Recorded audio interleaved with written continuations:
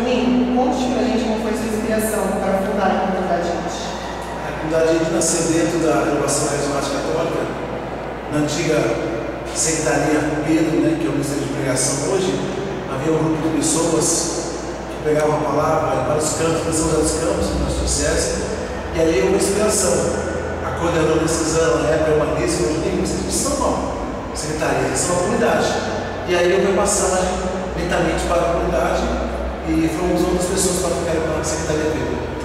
E para os jovens, para as pessoas que se interessam em estar na comunidade, o que eles têm que fazer? Quais são os passos da comunidade profissional?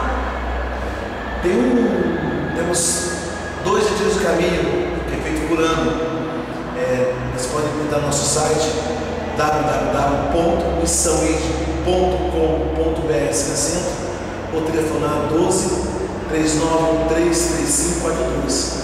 As pessoas fazem esses 2 encontros no Cajamais no ano, 3 anos, e elas recebem pregações em casa, formações semanais. E tem uma entrevista também que é feita e tem um acompanhador que acompanha ela. Se ela sente chamado de ser de viver esse amor, de amar as pessoas, receber essa salvação pentecostal e amar o próximo, está convidado. Deixa uma mensagem para todo mundo que assiste isso. Meus amados, que vocês possam amar. Possamos fazer como Francisco de Assis. Francisco de Assis, nas ruas da sua cidade, ele chorava, ele gritava, dizendo que o amor não é amado. Jesus é o amor. Ele gritava: o amor não é amado, o amor não é amado. Ele chegava e as lágrimas. Mas Francisco foi ousado. Ele amou o amor.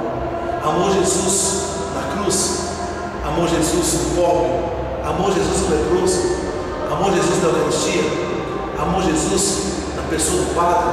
Amou Jesus na mulher. Francisco de Assis foi um cristão completo, foi um outro Cristo, como a igreja santa chama, Algumas pessoas chegam a dizer que Francisco foi o maior santo da igreja. Nós podemos pegar esse exemplo de São Francisco e amar o outro extremamente. Não basta você ver o leproso, precisa abraçar o leproso, como fez São Francisco. O leproso hoje é o pobre, é o doente, é o homossexual, é o adulto, é o pecador, que precisa de um abraço. Quem sabe esse abraço não pode mudar a vida de alguém. Deus te abençoe. Amém.